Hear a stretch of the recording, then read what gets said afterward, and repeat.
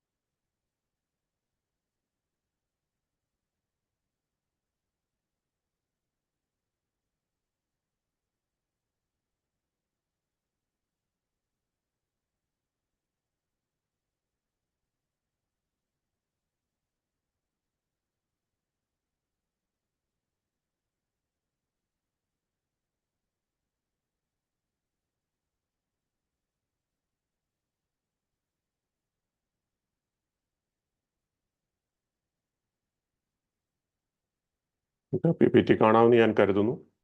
നമ്മൾ കഴിഞ്ഞ ക്ലാസ്സിൽ 3-ാം അധ്യായം അതിൻ്റെ 16-ാമത്തെ വാക്യമായിരുന്നു നമ്മൾ വായിച്ചത്. 16-ാമത്തെ വാക്യം ഇങ്ങനെയായിരുന്നു: തൻ്റെ ഏകജാതനായ പുത്രനിൽ വിശ്വസിക്കുന്ന ഏവനും നശിച്ചു പോകാതെ നിത്യജീവൻ പ്രാപിക്കേണ്ടതിന് ദൈവം അവനെ നൽകുവാൻ തക്കവണ്ണം ലോകത്തെ സ്നേഹിച്ചു എന്ന ഭാഗമായിരുന്നു നമ്മൾ വായിച്ച് അവിടെ കൊണ്ട് നിർത്തുവാനിടയായി തീർന്നത്. ഈ ഒരു ഭാഗം വേഗത്തിൽ ഒറ്റ വാക്കിൽ അല്ലെങ്കിൽ അതിൻ്റെ സമ്മറി മാത്രം ഞാൻ പറയുവാൻ താല്പര്യപ്പെടുന്നത്. നമ്മൾ കഴിഞ്ഞ ആഴ്ചയിൽ ശ്രദ്ധിച്ചത് ഇതായിരുന്നു. ഈ വാക്ക് എല്ലാവർക്കും അറിയാവുന്ന ഒരു ഭാഗമായതുകൊണ്ട് ഇതിൻ്റെ ഈ ഒരു ദ ഡേഞ്ചർ ഓഫ് ഫെമിലാരിറ്റിയെ കുറിച്ച് ഞാൻ പറഞ്ഞു അല്ലേ. നമ്മൾ സ്ഥിരം ഇത് പറയുന്നത് കൊണ്ട് പലപ്പോഴും ഇതിൻ്റെ അപകടത വളരെ കൂടുതലാണ്. കാരണം എന്നാന്ന് ചോദിച്ചാൽ ഇതിൻ്റെ വാല്യൂ പലർക്കും മനസ്സിലാക്കാൻ പറ്റാത്ത നിലയിൽ ഈ ആൾക്കാർ ഇതിനെ കൈകാര്യം ചെയ്യാറുണ്ട്. അപ്പം അതുകൊണ്ട് ഇതിൻ്റെ ഉപയോഗം എന്താണ് ഇതിനെ അർത്ഥമാക്കുന്നത് എന്ന അതിൻ്റെ വാല്യൂ മനസ്സിലാക്കിക്കൊണ്ട് വേണം നമ്മളിത് ഗ്രഹിക്കുവാൻ എന്നുള്ളൊരു കാര്യമായിരുന്നു കഴിഞ്ഞ ആഴ്ച പറഞ്ഞത്. ഇതിനെ 4ആയിട്ട് നമ്മൾ തിരിച്ച് മനസ്സിലാക്കുവാൻ ഇടയായി തീർന്നു. ഫോർ ഗോഡ് സോ, ഇംഗ്ലീഷിലായിരുന്നല്ലോ നമ്മൾ അതിനെ ഓർഡർലി നമുക്കത് ഗ്രഹിക്കുവാൻ ഇടയായി തീർന്നത്. For God so love the world.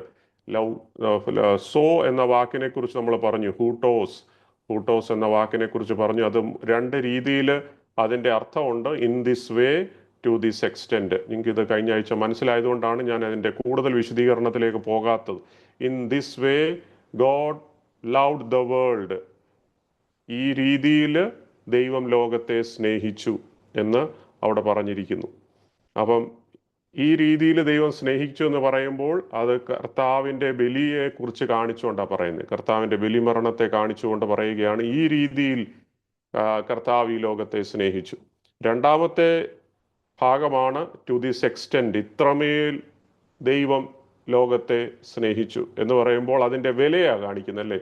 The value of the sacrifice അല്ലെങ്കിൽ ദ ആക്ഷൻ. അപ്പോൾ ആ വാല്യൂ എന്ന് പറയുന്നത് കർത്താവായ യേശു ക്രിസ്തുവാണ്. ആരോടാണ് ഇത്രയും സ്നേഹം കാണിച്ചത്? ദ വേൾഡ്, ലോകത്തെ കാണിച്ചു. അപ്പം ആ ഭാഗമാണ് ഒന്നാമത്തെ ഭാഗത്തിൽ നമ്മൾ മനസ്സിലാക്കിയത്. അത് കഴിഞ്ഞ് പറയുന്നത് that is gave his one and only son, monogenes എന്ന ഭാഗമായിരുന്നു നമ്മൾ അവിടെ ചിന്തിക്കുവാൻ ഇടയായിത്തീർന്നു. എന്ന് പറഞ്ഞാൽ ദൈവം പിതാവ് എന്താണോ അത് തന്നെ പുത്രൻ എന്ന് കാണിക്കുന്ന ഭാഗമാണ് മോണോജനസ്, ദ യുണീക്ക് സൺ, അല്ലെ, വൺ ഓഫ് എ കൈൻഡ്, അവനെ പോലും മറ്റൊരാളില്ല. അതാണ് ദാറ്റ് ഹി ഗേവ്, കൊടുത്തു. അവൻ കൊടുക്കുക എന്ന് പറയുമ്പോഴത്തേന് അവിടെ എന്താണ് നിങ്ങൾ മനസ്സിലാക്കുന്നത്? ടു ഗേവ് ഹിസ് വൺ, ദൈവം അവനെ നൽകി, അല്ലെ കൊടുക്കൽ എന്ന് പറയുന്ന ഭാഷ ഉടനീളം നമ്മൾ ഈ യോഹന്നാന്റെ സുവിശേഷത്തിൽ മൊത്തം ആവർത്തിച്ച് നമ്മൾ കാണുന്ന ഒരു ഭാഗമാണ്, അല്ലെ. ഒരു വിലയും കൊടുക്കാത്ത സ്നേഹമല്ല അവിടെ നമ്മൾ കണ്ടത്. ദൈവം തന്റെ സ്നേഹം ഈ അഖിലാണ്ടത്തെ മുഴുവനും വെളിപ്പെടുത്തിയത് ഏറ്റവും വിലയായ ഒന്നിനെ നൽകിക്കൊണ്ടാണ്. ഏറ്റവും വിലയുള്ള വസ്തു, അതെന്താണ് വസ്തു? മറ്റാരുമല്ല, കർത്താവായ യേശു ക്രിസ്തു, തന്റെ സ്വന്തം പുത്രൻ. That he gave his one and only son. അത് കഴിഞ്ഞ് നമ്മൾ അതിന്റെ അടുത്ത ഭാഗം കാണുന്നത് shall not perish but have eternal life. അവനിൽ വിശ്വസിക്കുന്നവൻ എന്താ പറയുന്നത്? നശിച്ചു പോകാതെ അവന് നിത്യജീവൻ പ്രാപിക്കുന്ന. ദോസ് ഹു ബിലീവ്സ് ഇൻ, അവനിൽ വിശ്വസിക്കുന്നവൻ എന്ന് പറഞ്ഞാൽ അതാരായാലും മനസ്സിലായി. അത് ഇന്ന ഒരു എത്തനിക് ഗ്രൂപ്പ് എന്നല്ല, ഒരു സോഷ്യൽ ബാരിയർ അവിടെ ഇല്ല. സകല മനുഷ്യർക്കും ആ ഒരു വാതിൽ തുറന്നിട്ടിരിക്കുക. ഏത് മനുഷ്യർക്കും, ജാതി വ്യത്യാസമന്യേ സകല ആൾക്കാർക്കും തുറന്നു കിടക്കുന്ന ആ ഒരു ദൈവസ്നേഹം അവിടെയാണ്. പക്ഷെ ഒരു കണ്ടീഷൻ അവിടെ പറയുന്നത് ടു ബിലീവ്, വിശ്വസിക്കുക എന്നൊരു കണ്ടീഷനാണ് നമ്മൾ അവിടെ കാണുവാനിടയായി തീർന്നത്. അവനിൽ വിശ്വസിക്കുക, those who believe in him. അപ്പൊ ഈ ബിലീവ് എന്ന വാക്ക് പറയുമ്പോൾ എന്താ പറയുന്നത്? നമ്മൾ ഇത് 1-ാം അധ്യായം മുതലേ അതിന്റെ ഇമ്പോർട്ടൻസ് നമുക്ക് മനസ്സിലാക്കുവാൻ കഴിഞ്ഞിട്ടുണ്ടല്ലേ. അതൊരു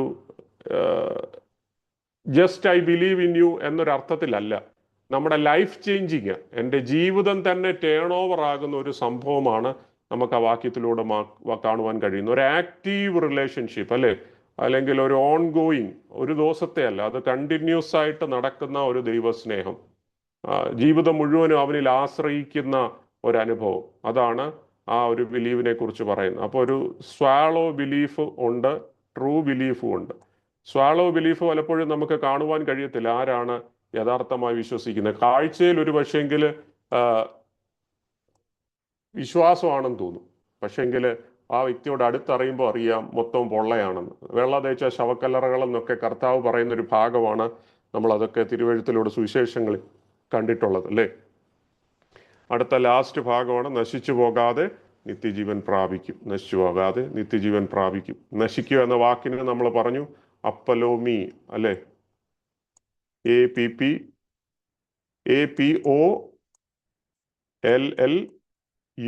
APOLLUMI, അപ്പലൂമി. ഈ ഒരു വാക്കാണ് എന്ന് പറഞ്ഞാൽ തകർച്ച, ജീവിതം മുഴുവനും നഷ്ടപ്പെടുക എന്നൊരർത്ഥമാണ് അപ്പലൂമി എന്ന് പറയുന്നത്. അപ്പം അതുകൊണ്ടാണ് നമ്മൾ തിരുവഴുത്തിലും കാണുന്നത്, ഒരു മനുഷ്യൻ തൻ്റെ ജീവനെ നഷ്ടമാക്കിയാൽ അവന് പിന്നെ എന്താണ് പ്രയോജനം എന്ന് തിരുവഴുത്തിലൂടെ കർത്താവ് ചോദിക്കുന്ന ഒരു ചോദ്യമാണ്. അപ്പൊ ജീവന്റെ വില ഈ ലോകത്തെ മുഴുവനും തൂക്കി വിറ്റാൽ പോലും കിട്ടത്തില്ല, അത് ഒരാളുടെ. അപ്പൊ ലോകം മുഴുവനും ആയിരക്കണക്കിന് ആൾക്കാർ, കോടിക്കണക്കിന് ആൾക്കാർ തിങ്ങിപ്പാർക്കുന്ന ഈ ലോകത്തിൽ മനുഷ്യന്റെ വാല്യൂ എത്ര വലുതാണെന്നാണ് നമ്മൾ അവിടെ നിന്ന് മനസ്സിലാക്കുന്നത്. കർത്താവ് പറയുകയാണ്, ഈ ജീവനെ നീ നഷ്ടമാക്കിയാൽ നിനക്ക് ലോകത്തിൽ ഹല്ലേലൂയ എല്ലാം നഷ്ടമായാലും അതിനേക്കാൾ വലിയ നഷ്ടമാണ് നിന്റെ സ്വന്തം ജീവൻ. അപ്പം അത് തുടർന്ന് നമ്മൾ വായിക്കുന്നത് നിത്യജീവനെ കുറിച്ച്. അപ്പൊ നിത്യജീവനെ കുറിച്ച് നമ്മൾ ശ്രദ്ധിച്ചത്, അത് ശരിക്കും അത് ആരംഭിക്കുന്നത്, അതിൻ്റെ ഒരു ആക്ച്വൽ ലൈഫിലേക്ക് കടക്കുന്നത് മരണശേഷമാണെങ്കിൽ പോലും കർത്താവിൽ വിശ്വസിക്കുമ്പോൾ മുതലേ അതിൻ്റെ ഒരു ബിഗിൻ സ്റ്റേജ് തുടങ്ങുക, അല്ലേ. ഞാൻ അതിന് നിങ്ങളോട് ഒരു USA ഗ്രീൻ കാർഡിനെ കുറിച്ച് ഞാൻ പറഞ്ഞായിരുന്നു. നമുക്ക് ആ ഒരു കാർഡ് കിട്ടിക്കഴിഞ്ഞാൽ അന്നേരം തന്നെ നമ്മൾ ആ രാജ്യത്തിൽ പ്രവേശിക്കുവാൻ യോഗ്യരായി തീർന്നു എന്നാണ് അതിൻ്റെ അർത്ഥം. അപ്പം അതാണ് നമ്മൾ കർത്താവിലുള്ള വിശ്വാസത്തിലൂടെ സംഭവിക്കുന്നത്. ഞാൻ ആ ദൈവരാജ്യത്തിൻ്റെ ഭാഗമായി മാറുകയാണ്. അവിടം വരെയാണ് നമ്മൾ ചിന്തിപ്പാൻ ഇടയായി തീർന്നത്. ഇനി നമുക്ക് ഇന്ന് ശ്രദ്ധിക്കേണ്ടത് 17 മുതലുള്ള ഭാഗങ്ങളാണ്. എത്രയും തീർക്കാൻ പറ്റുമോ അത്രയും മാക്സിമം നമുക്ക് നോക്കുവാൻ കർത്താവ് സഹായിക്കട്ടെ. 17-ാം വാക്യം, 17-ഉം 18-ഉം കൂടെ വാക്യം ഒന്ന് വായിച്ചാൽ. ദൈവം തന്റെ പുത്രനെ ലോകത്തിൽ അയച്ചത് ലോകത്തെ വിധിപ്പാനല്ല, ലോകം അവനാൽ രക്ഷിക്കപ്പെടുവാനത്രേ. അവനിൽ വിശ്വസിക്കുന്നവന് ന്യായവിധിയില്ല. വിശ്വസിക്കാത്തവന് ദൈവത്തിന്റെ ഏകജാതനായ പുത്രന്റെ നാമത്തിൽ വിശ്വസിക്കായികയാൽ ന്യായവിധി വന്നു കഴിഞ്ഞു. അപ്പൊ നമ്മള് ഇന്ന് ശ്രദ്ധിക്കുന്ന ഭാഗം ആരും പ്രധാനമായിട്ട് ഈ 3:16 പറയുന്ന കൂട്ടത്തിൽ ഉദ്ധരിക്കാത്തൊരു വേദഭാഗമാണ് 3:17. എന്നാൽ 3:17 വളരെ ഇമ്പോർട്ടൻ്റ് ആയിട്ടുള്ള ഭാഗം കൂടെയാണ്. 3:16 ചേർത്ത് വായിക്കേണ്ട ഒരു ഭാഗം കൂടെയാണ് 3:17 വാക്യം എന്ന് പറയുന്നത്. അവിടെ എഴുതിയത്, ദൈവം തന്റെ പുത്രനെ ലോകത്തിൽ അയച്ചത് ലോകത്തെ വിധിപ്പാനല്ല, ലോകം അവനാൽ രക്ഷിക്കപ്പെടുവാനത്രേ. Praise the Lord. എന്താണ് മനസ്സിലായത്? ഈ മനുഷ്യരാശിയോടുള്ള ദൈവത്തിന്റെ ഒരു നിലപാടിനെ കുറിച്ച് പൊതുവായ ചില തെറ്റിദ്ധാരണകളുണ്ട്. അതിൻ്റെ ഒരു തിരുത്തൽ വാക്യമാണ് ഈ വാക്യം. ഞാൻ പറഞ്ഞു മനസ്സിലായോ? ലോക മനുഷ്യരെ കുറിച്ച് ദൈവത്തിനൊരു കാഴ്ചപ്പാടുണ്ട്. ദൈവത്തിന് ഒരു കാഴ്ചപ്പാടുണ്ട്. അപ്പൊ അതിനെക്കുറിച്ച്, ആ കാഴ്ചപ്പാടിനെ കുറിച്ച് ഒരു മിസ്അണ്ടർസ്റ്റാൻഡ് ഈ സമൂഹത്തിൽ അല്ലെങ്കിൽ സഭയ്ക്കകത്ത് കയറിയിട്ടുണ്ട്.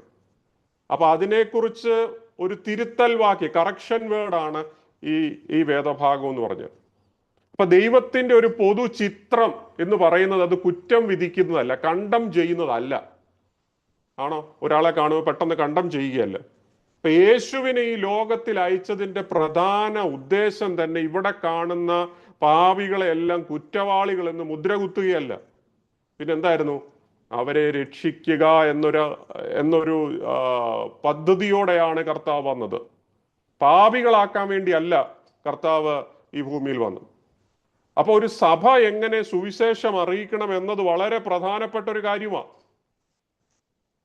ക്രിസ്ത്യാനികളിൽ നിന്ന് ആളുകൾ കേൾക്കാൻ പ്രാഥമികമായി അല്ലെങ്കിൽ ഫസ്റ്റ് സുവിശേഷം പറയുമ്പോൾ, നമ്മൾ ഒരു വ്യക്തിയോട് സുവിശേഷം പറയുമ്പോൾ ആദ്യം കുറ്റം പറയുന്ന രീതിയിലാണെങ്കിൽ, അല്ലെങ്കിൽ അവരെ വിധിക്കുന്ന രീതിയിലാണ് സുവിശേഷം എങ്കിൽ, അത് ഈ 17-ാം വാക്യത്തോട് കോൺട്രഡിക്ടറി ആയി മാറും.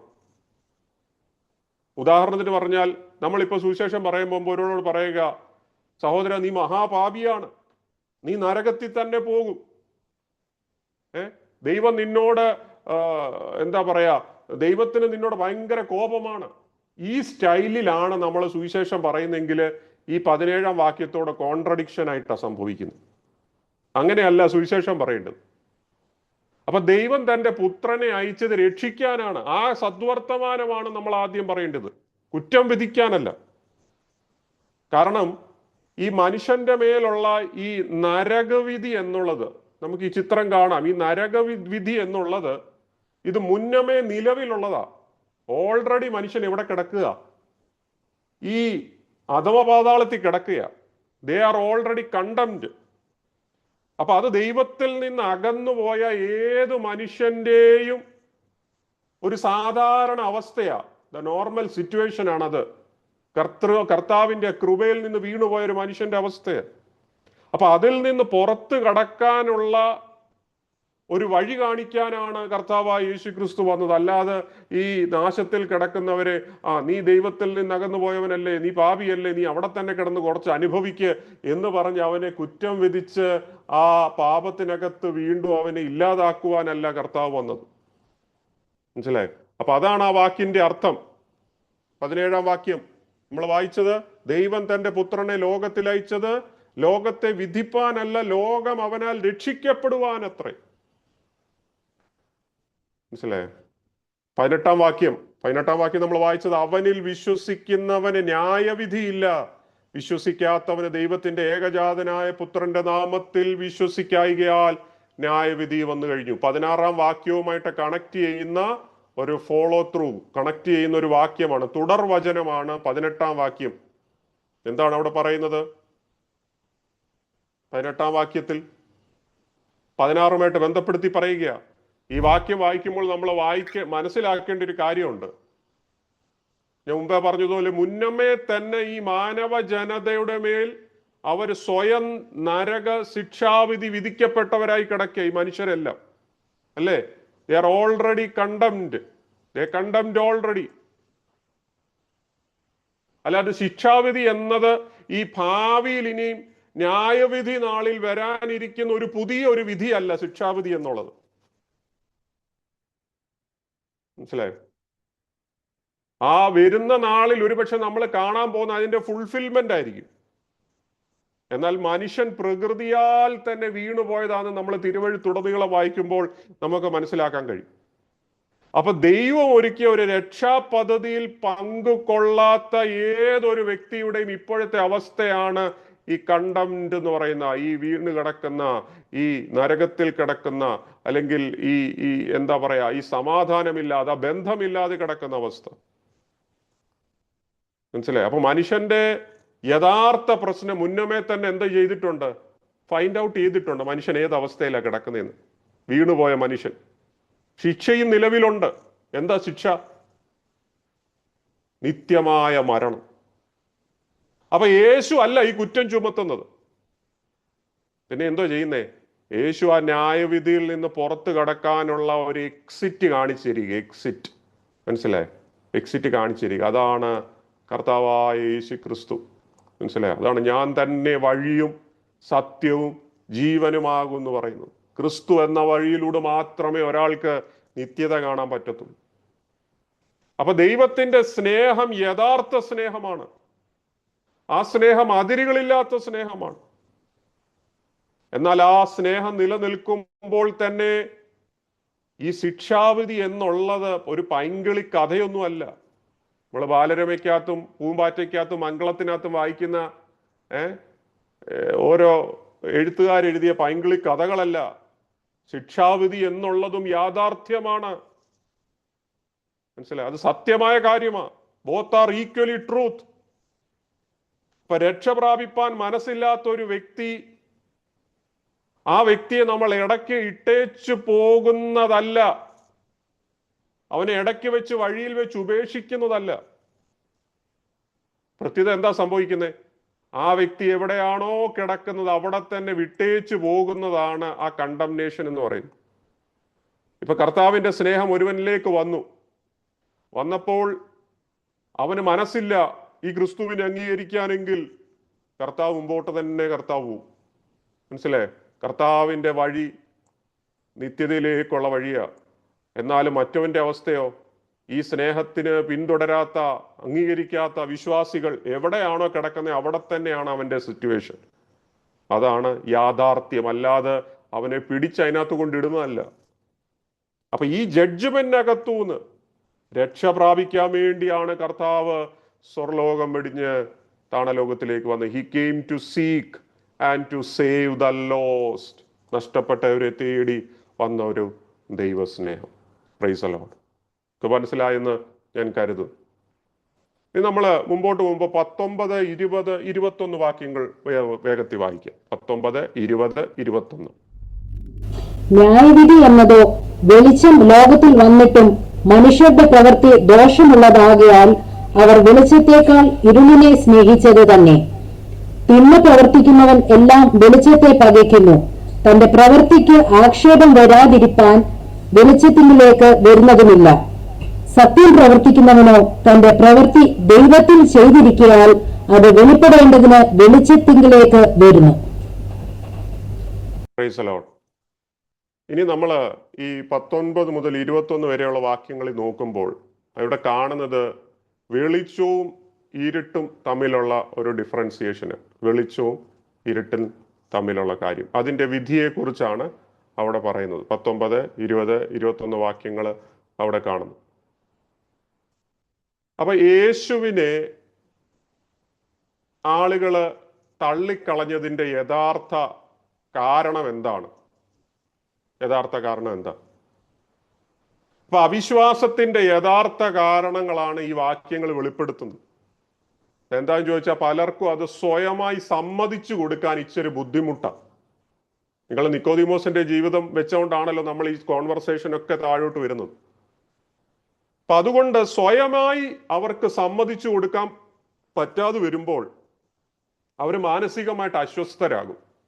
പൊതുവെ മനുഷ്യന്റെ ഒരു പ്രക്രിയയാണ്, പ്രോബ്ലമാണിത്. അപ്പൊ ആളുകൾ യേശുവിന്റെ അടുത്ത് വരാത്തതിന്റെ കാരണം പ്രധാനമായി ബൗദ്ധികമായ കാരണമല്ല. ബൗദ്ധികം എന്ന് പറഞ്ഞാൽ ഇന്റലക്ച്വൽ പ്രോബ്ലം അല്ല, മനസ്സിലായോ? ഇന്റലക്ച്വൽ അല്ല, നോട്ട് പ്രൈമറിലി ഇന്റലക്ച്വൽ എന്ന് പറഞ്ഞാൽ ചിന്തിച്ച് ഒരു തീരുമാനം എടുക്കുന്നതല്ല. അതായത് സുവിശേഷം കേട്ടു, ഞാനതെല്ലാം ചിന്തിച്ചു, അതുകൊണ്ട് ഞാൻ ഇനി യേശുവിനെ അനുഗമിക്കുന്നില്ല, അതുകൊണ്ടല്ല. തെളിവുകളൊന്നും കിട്ടിയില്ല, അതുകൊണ്ട് എനിക്ക് യേശുവിനെ വേണ്ട, അങ്ങനെ അല്ല അവർ യേശുവിനെ വിട്ടേച്ചു പോകുന്നത്. അല്ലെങ്കിൽ ഇപ്പൊ സുവിശേഷം പറഞ്ഞവര് സുവിശേഷത്തിൽ കൂടെ അവരോട് എന്തെങ്കിലും ക്വസ്റ്റ്യൻ ചോദിച്ചു, അതുകൊണ്ട് അവർക്ക് വേണ്ടുന്ന രീതിയിൽ അവർക്ക് ഉത്തരം കൊടുക്കാൻ കഴിഞ്ഞില്ല, അതുകൊണ്ട് ഞാൻ യേശുവിനെ സ്വീകരിക്കുന്നില്ല, ആ ഒരു കാരണം കൊണ്ടും അല്ല അവർ യേശുവിനെ അനുഗമിക്കാഞ്ഞത്. യഥാർത്ഥ കാരണം അവിടെ കർത്താവ് വളരെ വ്യക്തമായിട്ട് പറയുന്നു. യഥാർത്ഥ കാരണം എന്താണ്? വെളിച്ചം ലോകത്തിൽ വന്നിട്ടും മനുഷ്യരുടെ പ്രവൃത്തി എന്താണ്? ദോഷമുള്ളതാകിയാൽ അവർ വെളിച്ചത്തെക്കാൾ ഇരുട്ടിനെ സ്നേഹിച്ചത് തന്നെ. Price the Lord. ഇതാണ് അതിന്റെ കാരണം. അപ്പൊ ഇരുട്ടിന്റെ പ്രവർത്തികൾ ചെയ്യുന്നവർക്ക് വെളിച്ചത്തിന്റെ ചില കണ്ടീഷൻസ് മാനസികമായിട്ട് ഉൾക്കൊള്ളാൻ കഴിയത്തില്ല. അതുകൊണ്ടാണ് കർത്താവിനെ അനുഗമിക്കാത്തത്. നിങ്ങൾക്ക് കാരണം മനസ്സിലായോ? അല്ലാണ്ട് മറ്റ് റീസൺസ് ഒന്നുമല്ല. ഇപ്പൊ പ്രശ്നം എപ്പോഴും ധാർമ്മികമായ വിഷയങ്ങളില്ല, ഭൗതികമല്ല, അല്ലേ? The problem is about the moral, not the intellectual. ബുദ്ധിപരമായി എടുക്കുന്ന തീരുമാനത്തിലല്ല മാറുന്നത്, പ്രത്യാൽ അവരുടെ ഫ്രീഡം നഷ്ടപ്പെടുന്നു.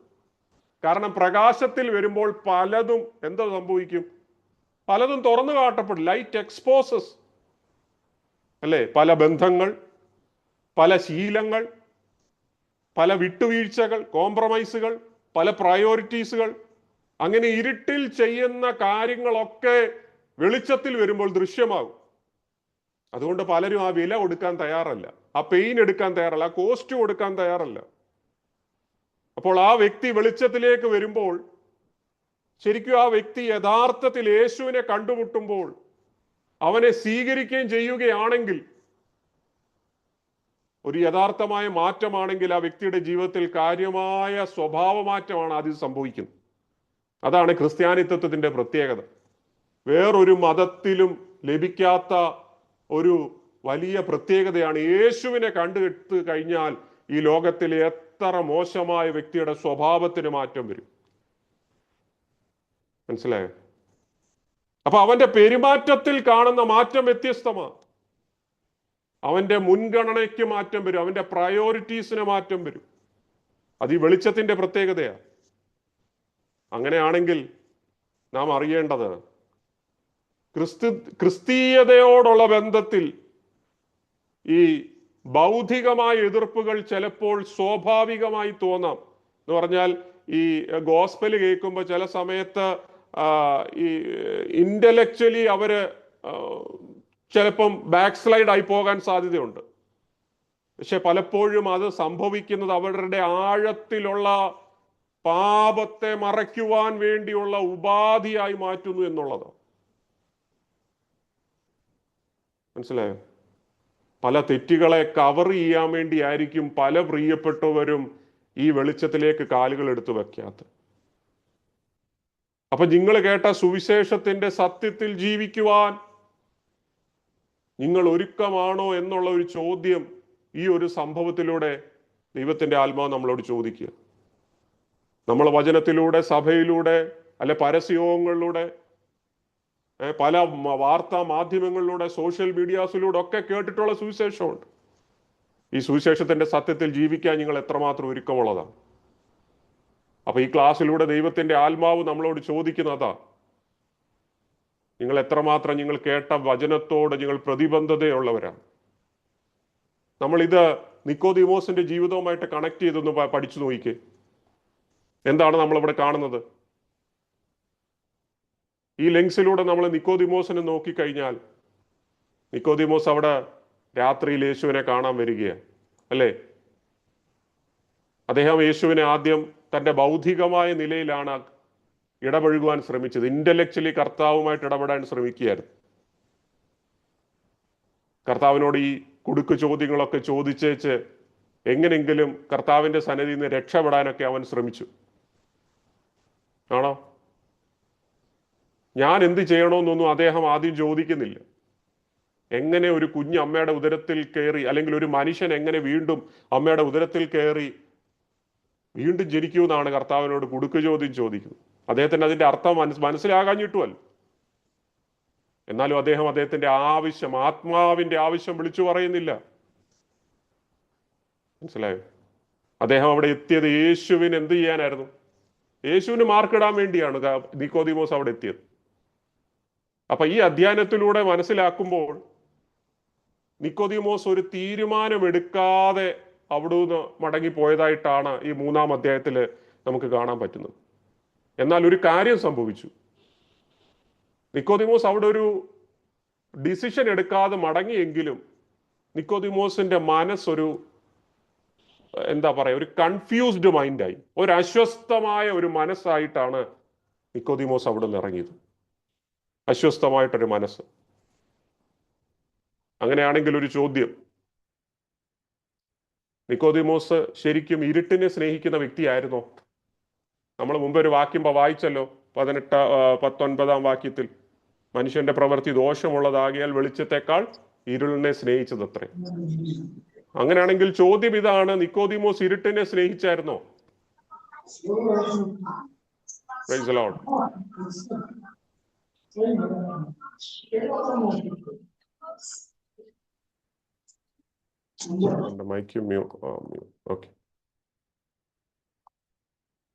ഒരിക്കലുമല്ല. ഇരുട്ടിനെ സ്നേഹിച്ചിട്ടായിരിക്കത്തില്ല ഈ നിക്കോദീമോസ് അവിടുന്ന് ഒരു തീരുമാനം എടുക്കാതെ പുറത്തുപോയത്. പിന്നെന്തായിരിക്കും? താൻ വ്യക്തിപരമായ, നമുക്കറിയാം നിക്കോദീമോസ് തൻ്റെ പേഴ്സണൽ ലൈഫിൽ ഒരു സത്യസന്ധത പുലർത്തുന്നവൻ തന്നെയായിരുന്നു. കാരണം യഥാർത്ഥമായ മതപരമായ പ്രതിബദ്ധതയുള്ള ഒരു റെസ്പോൺസിബിലിറ്റി ഉള്ള ഒരു വ്യക്തിയായിരുന്നു അദ്ദേഹം. പക്ഷെ അദ്ദേഹത്തിന്റെ പ്രശ്നം എന്തായിരുന്നു? അജ്ഞതയുടെ ഇരുട്ടിനെ അദ്ദേഹം കൂടുതൽ ഇഷ്ടപ്പെട്ടു. എന്ന് പറഞ്ഞാൽ അദ്ദേഹം പഠിച്ചു വെച്ച കുറെ കാര്യങ്ങളുണ്ട്, ദീർഘവർഷത്തെ എഡ്യൂക്കേഷൻ, നോളജ്, ക്വാളിഫിക്കേഷൻ. അദ്ദേഹം അതൊരിക്കലും സറണ്ടർ ചെയ്യാൻ താല്പര്യമല്ല. കാരണം അദ്ദേഹത്തിന്റെ ഒരു ഈഗോ ക്ലാഷ്, ഞാൻ ഇത്രയും പഠിച്ചിട്ട് യേശുവിന്റെ മുമ്പിൽ ഞാൻ താഴണം, ഈ ഒരു ചിന്ത അദ്ദേഹത്തെ താഴ്ത്തി കൊടുക്കാനായിട്ടുള്ള ഒരു മനോഭാവം ഇല്ലാത്തതായിരുന്നു നിക്കോദീമോസിന്റെ പ്രശ്നം. യേശു കർത്താവ് വാഗ്ദത്തം ചെയ്യുന്ന നിത്യജീവൻ ആവശ്യമുള്ള ഒരാളായിട്ട് സ്വയം പരസ്യമാക്കാൻ സമൂഹത്തിന്റെ മുൻപിൽ തൻ്റെ സ്റ്റാറ്റസ് തന്നെ അനുവദിച്ചില്ല. എന്നാൽ അദ്ദേഹത്തെക്കുറിച്ച് ഈ 3-ാം അധ്യായം കൊണ്ട് തീരുന്നതായിട്ട് കാണുന്നില്ല. അവിടുന്ന് നമ്മൾ മുമ്പോട്ട് പോകുമ്പോൾ 7-ാം അധ്യായത്തിൽ 19-ാം അധ്യായത്തിലും ഒക്കെ അദ്ദേഹത്തെ കാണാൻ കഴിയുന്നുണ്ട്. 19-ാം അധ്യായത്തിൽ എത്തുമ്പോഴത്തേക്ക് ഒടുവിൽ നമുക്ക് മനസ്സിലാവും ശരിക്കും എന്താ സംഭവിക്കുന്നത്. The light eventually wins. ആ വെളിച്ചം തന്നെ ആയിരിക്കും അവസാനം ജനിക്കുന്നത്. നിക്കോദീമോസിന്റെ ജീവിതത്തിൽ കാര്യമായ മാറ്റം വന്നതായിട്ട് കാണുവാൻ കഴിയും. നമ്മളത് കഴിഞ്ഞ മുമ്പത്തെ ക്ലാസ്സിൽ നമ്മളത് ശ്രദ്ധിക്കുവാൻ ഇടയായി തീർന്നു. അപ്പൊ ഇതാണ് 21-ാം വാക്യം വരെയുള്ള ഭാഗങ്ങൾ. ഇനി നമ്മൾ തുടർന്ന് ആ ഒരു സെക്ഷൻ ശരിക്കും 1 മുതൽ 21 വരെയുള്ള വാക്യങ്ങളാണ് ഒറ്റ ഒരു സെക്ഷന്. നമുക്കത് 2.5 ക്ലാസ് എടുക്കേണ്ടി വന്നു. ഇനി അടുത്തത് 22 മുതൽ 36 വരെയുള്ള വേദഭാഗമാണ് ബാക്കി അടുത്ത ഭാഗമായിട്ട് വരുന്നത്. നമുക്ക് 22 മുതൽ 26 വരെയുള്ള വേദഭാഗം ഒന്ന് ദയവായി വായിച്ചാട്ട്. 22 മുതൽ 26 വരെ. അതിന്റെ ശേഷം യേശു ശിഷ്യന്മാരുമായി യഹൂദ്യ ദേശത്ത് വന്ന് അവരോടുകൂടെ സ്നാനം കഴിപ്പിച്ചുകൊണ്ടിരുന്നു. യോഹന്നാനും ശാലേമിന് അരികത്ത് ഐനോനിൽ സ്നാനം കഴിപ്പിച്ചുകൊണ്ടിരുന്നു. അവിടെ വളരെ വെള്ളമുണ്ടായിരുന്നു.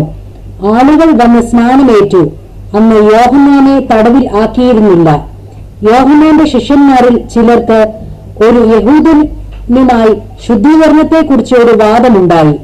അവർ യോഹന്നാന്റെ അടുക്കൽ വന്ന് അവനോട്, റബ്ബി, യോർദാനക്കരെ നിന്നോടുകൂടെ ഇരുന്നവൻ, നീ സാക്ഷീകരിച്ചിട്ടുള്ളവൻ ഇതാ സ്നാനം കഴിപ്പിക്കുന്നു, എല്ലാവരും അവന്റെ അടുക്കൽ ചെല്ലുന്നു എന്ന് പറഞ്ഞു.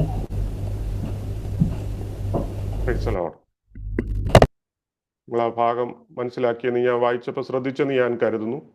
നമ്മൾ അവിടെ അതിൻ്റെ ബാക്ക്ഗ്രൗണ്ട് എന്താണെന്ന് അവിടെ നമ്മളൊന്ന് അത് മനസ്സിലാക്കണം. അവിടെ നടക്കുന്ന സംഭവം എന്താണ്, അവിടുത്തെ സീൻ എന്താണ് അവിടെ നടക്കുന്നതെന്ന് നമ്മൾ പ്രത്യേകിച്ച് അവിടെ നോക്കണം. ആ സീൻ എന്താണെന്നൊന്ന് നമുക്ക് അവലോകനം ചെയ്യാം. ഒന്നാമത്തേതായി നമുക്ക് മനസ്സിലാക്കാൻ പറ്റും, നമ്മളിവിടെ വായിക്കുന്നത് യേശുവും യോഹന്നാൻ സ്നാപകനും ഇപ്പോൾ ഒരേ പൊതു സ്ഥലത്ത് ഒരേ സമയത്ത് സ്നാന ശുശ്രൂഷ നടത്തിക്കൊണ്ടിരിക്കുക അല്ലേ. 22-ാം വാക്യം മുതൽ നമ്മൾ വായിക്കുമ്പോൾ അതാ കാണുന്നല്ലേ.